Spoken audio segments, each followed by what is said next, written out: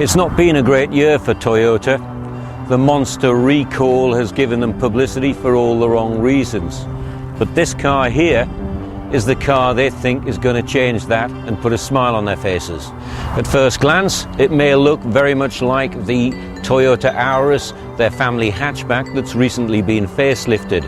And in many ways it is an Auris, but it has one significant difference. This is the Auris hybrid.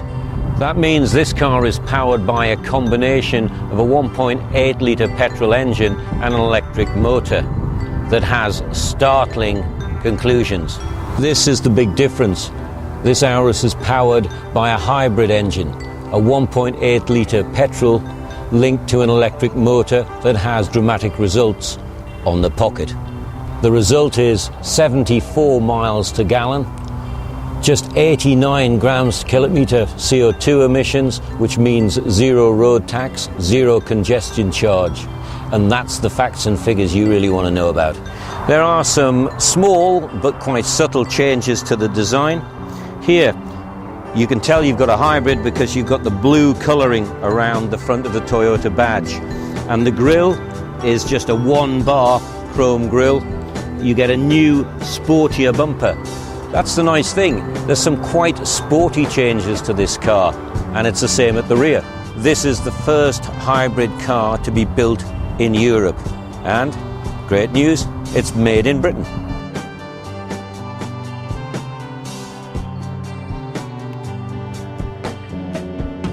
The first thing you notice is silence from the hybrid, particularly up to about 15-20 miles an hour, because it's then running on electric battery only. As you accelerate like that, you hear the 1.8 litre petrol engine kicking in. In many ways, the Auris hybrid is the dream ticket.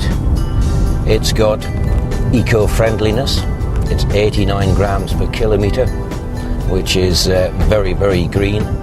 But, and here's the better bit, unlike electric, it's got no range limitation. Well, it has on the electric motor. You can do 15 miles on that, so it's ideal for going around about town in. But you then switch to petrol power when you go on a long run, so you can do anything you can do in a normal petrol or diesel car. It's a stonking 74 mpg.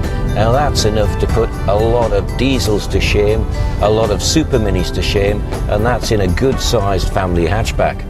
How does it drive when you open it up? Well, they say that the 1.8 litre petrol engine has the same performance or similar to a 2 litre turbo diesel.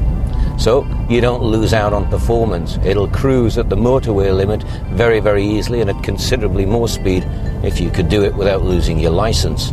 Normally when you see the word hybrid, and definitely when you see the word electric, the price is sky high.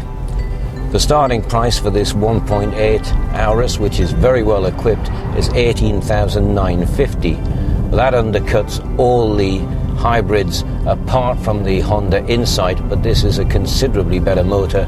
When it's in eco mode as well, you get a nice little diagram that shows up here showing you where all the battery's charging from. When you brake, you see the tyre shows that you're recharging the battery as well. And you also, on your rev counter, have a little area here which shows when you're driving to maximum speed.